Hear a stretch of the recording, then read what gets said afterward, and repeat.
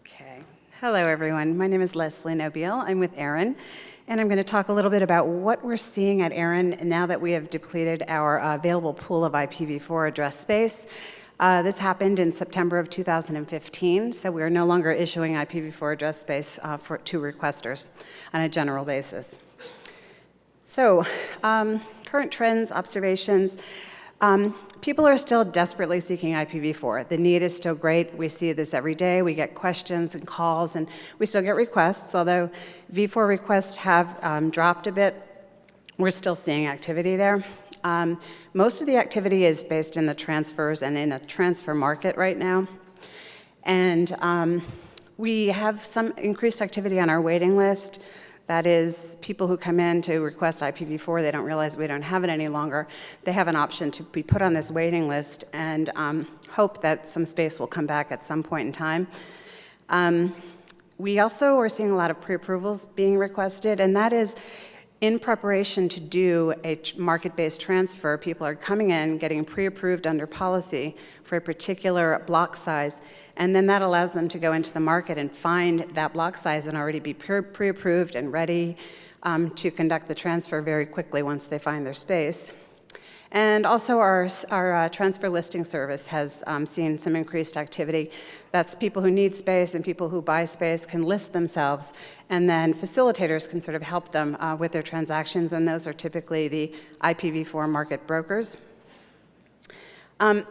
These people that I just talked about are basically using space, looking for IPv4 address space to use in their networks. They're still growing their business with v4.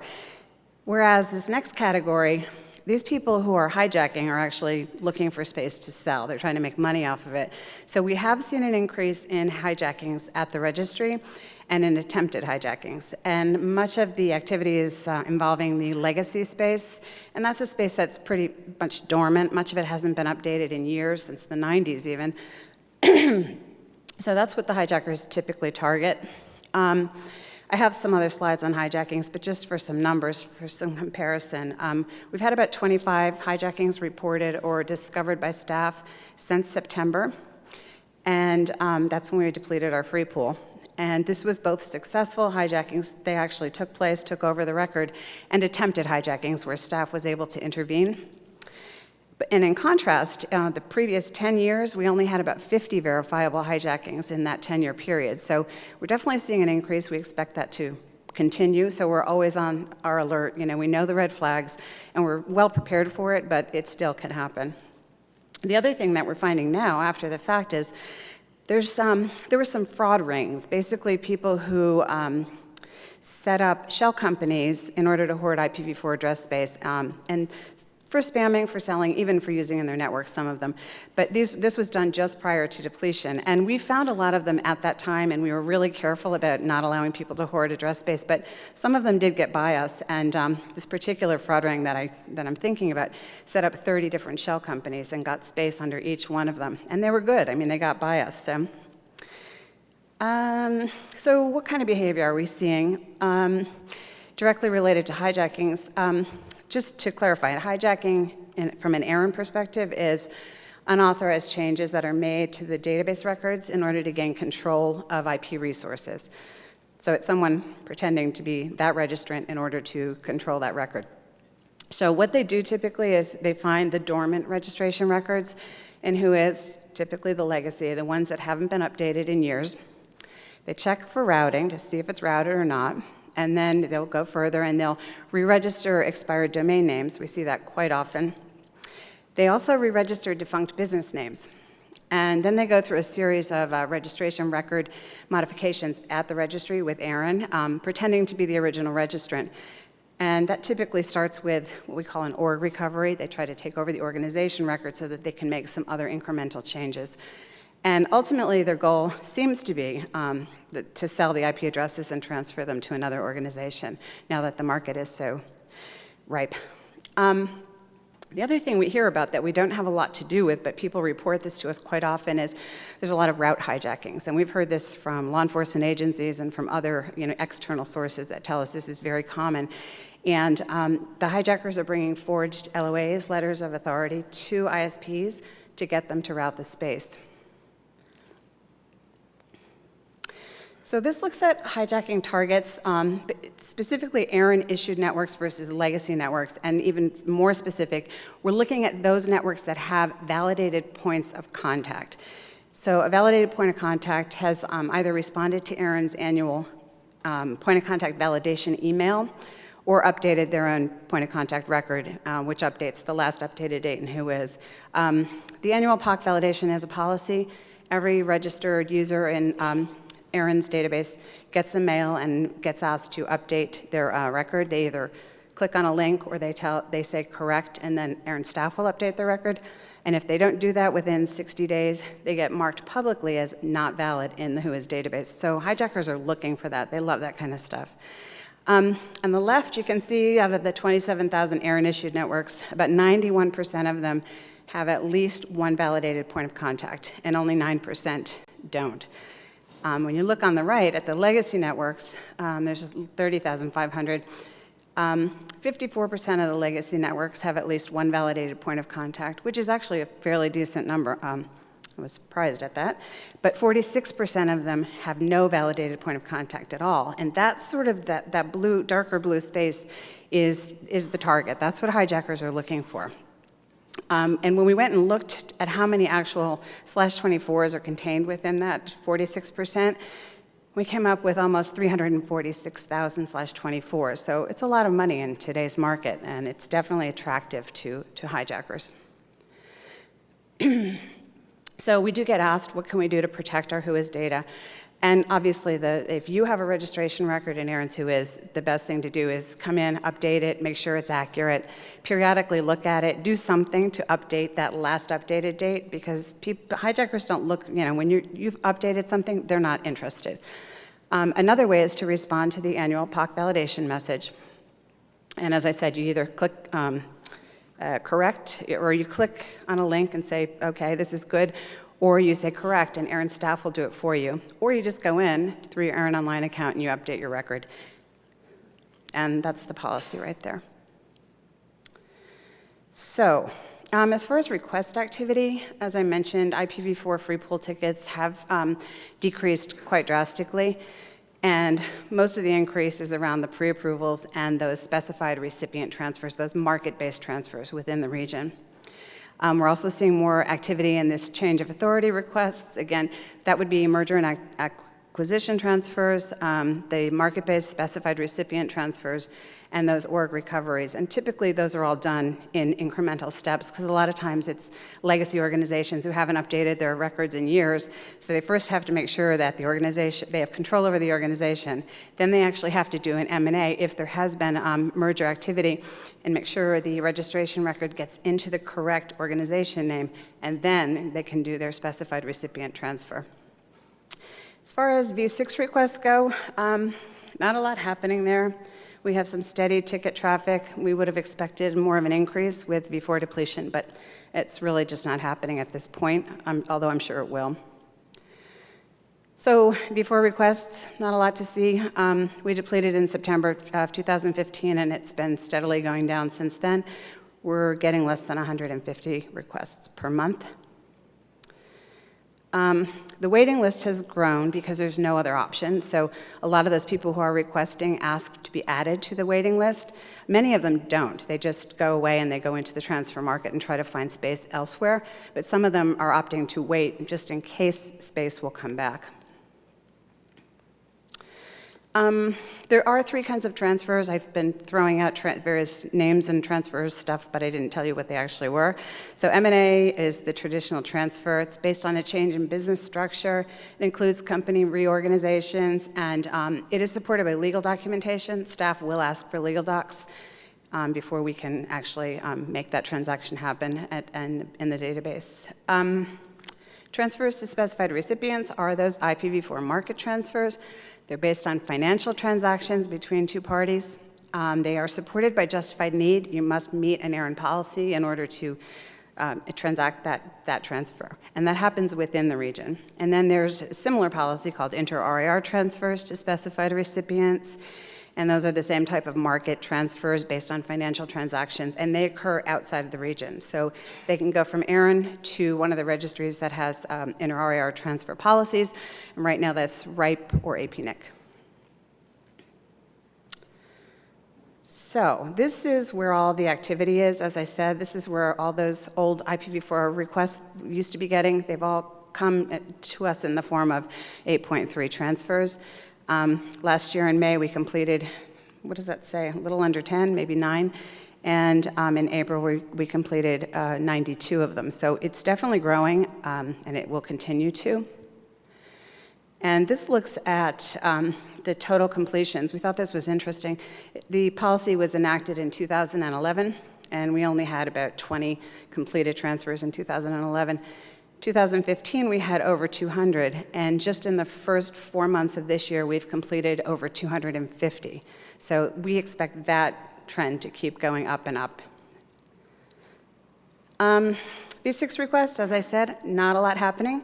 It's pretty steady. We had a little blip in September when we ran out of our IPv4 free pool. We had some people coming in, showing interest, and then it just leveled off again.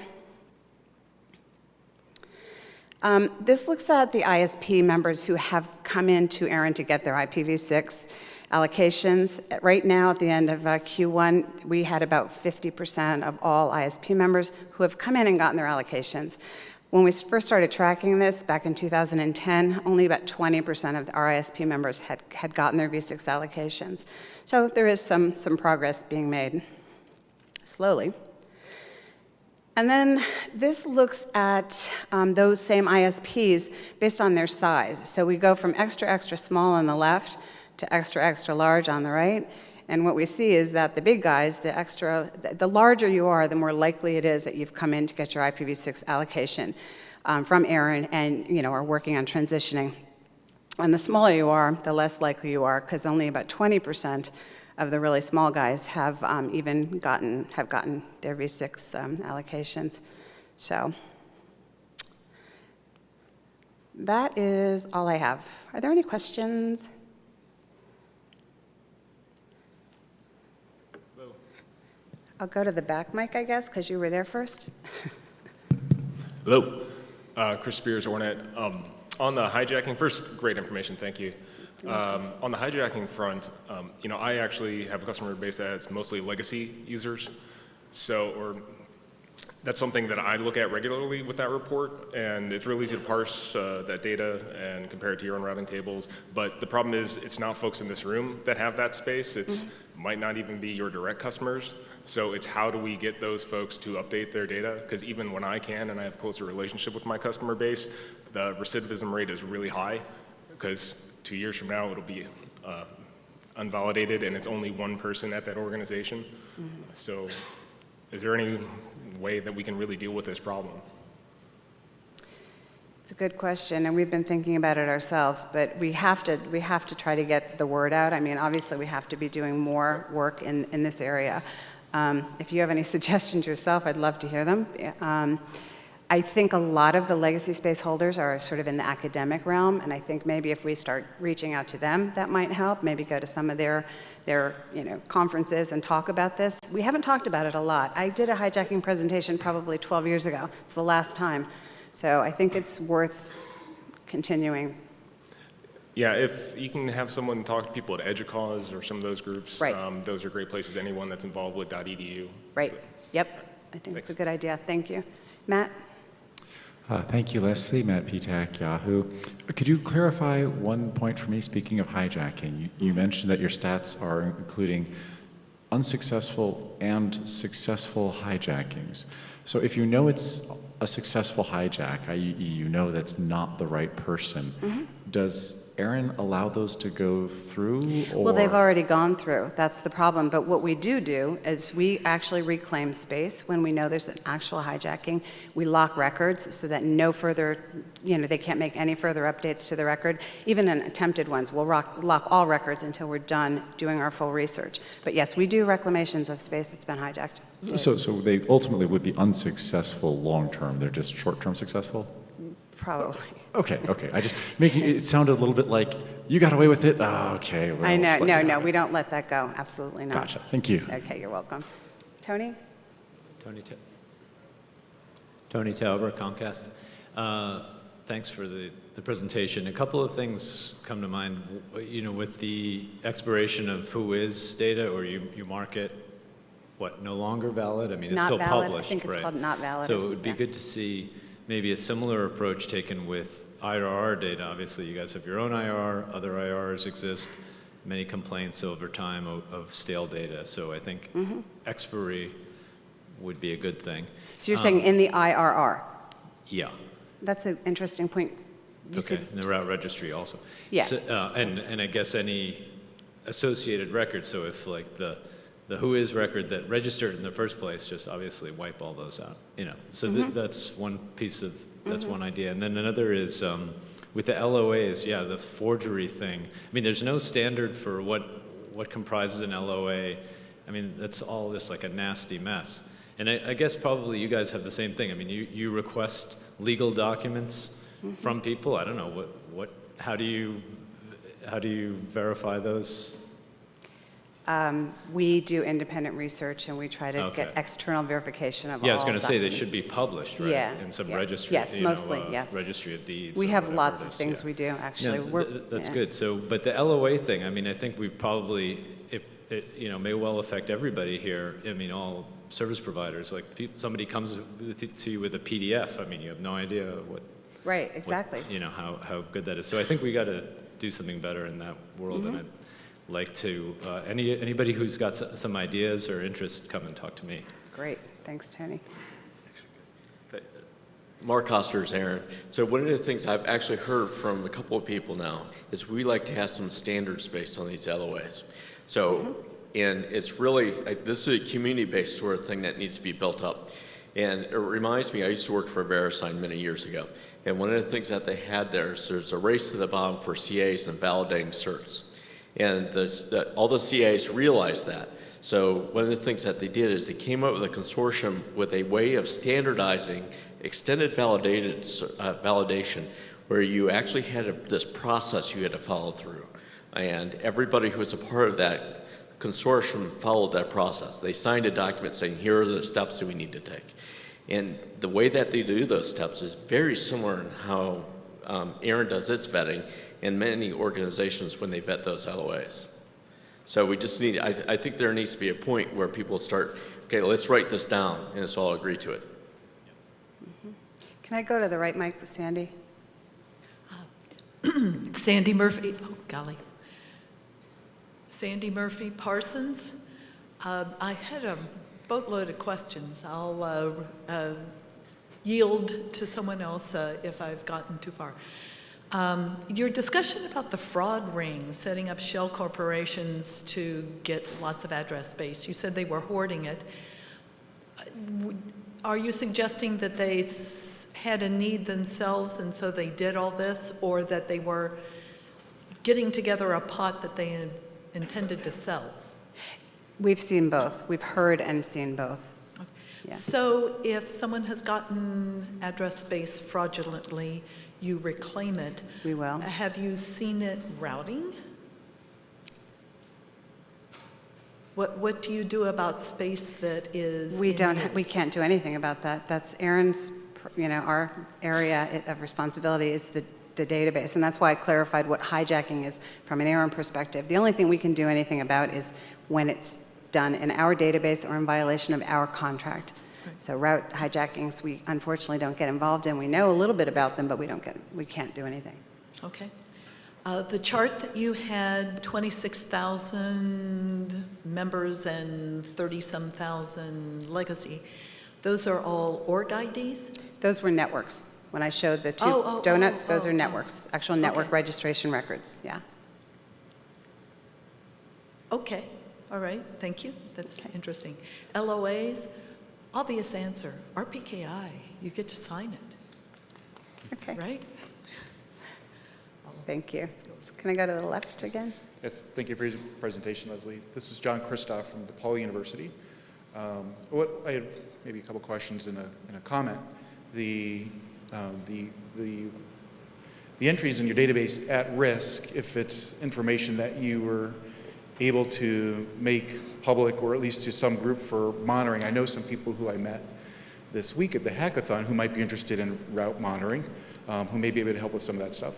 And two, I'd be interested to know, but I think you just answered the question, the hijacks that you discovered are simply based on database changes, is that correct? Yes, okay. correct.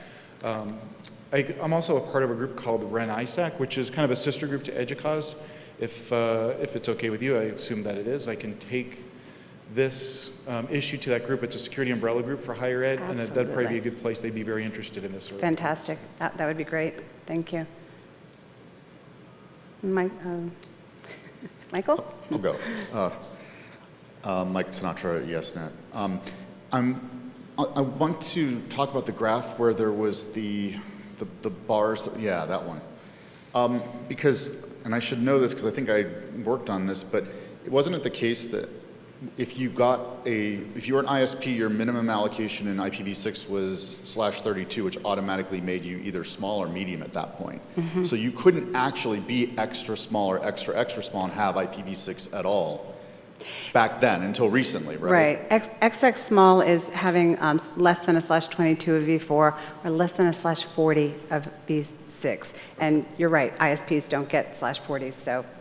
Right. Right. So it might be starting to trend upward because they have made micro allocations available for Right. IPv6 now. Right. You're right. That could be part of the reason you're seeing that skew. Good point. Thank you. Joe? Joe Provo, Google. Thanks for all the numbers. I didn't mean it that way, but yeah. In terms of the reclaimed space, mm-hmm. I know you've been marking entries in the database when they're going to expire and so on and so forth. Is there a feed currently or one that could be published for those revocations so that perhaps people that may care about monitoring whether or not they're in the routing system could do so automatically? We don't do that currently. If you would like to fill out a suggestion, that's our process for getting community input, the customer suggestion process. I would advise you to do that, and then we can look at it. Thank you. Thanks, Joe. Leslie? Actually, we do have a daily assigned and removed report. Right. That shows you RSS feed. things that it's in an RSS feed as well as email. Right. That you can actually subscribe to the list if you want to. That's true. So you can actually see what we assigned for V4 and V6, mostly V6 nowadays. Mm-hmm. And for those poor, unfortunate souls that somehow forgot that they had to pay for their V4 and got reclaimed, you can see those. You can see that in the list of what we've added and what's been removed from the database. Right, but it's, I don't want to. You have to search.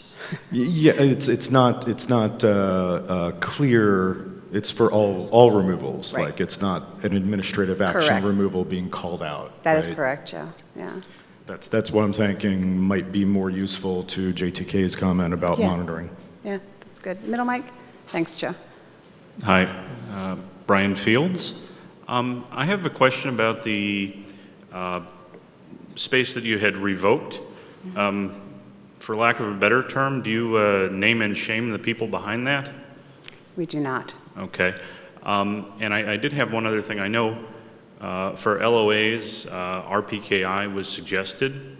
I believe, correct me if I'm wrong, one of the main issues with that is for the legacy holders that have refused to sign a legacy RSA. ARIN has said we will not do RPKI. And as somebody that's somewhat related to somebody that has a legacy /8 who's mm-hmm. refused to sign that, mm-hmm.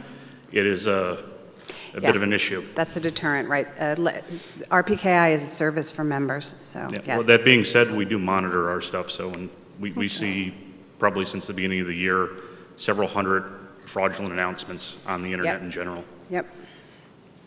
Okay. All right. Thank you for your attention.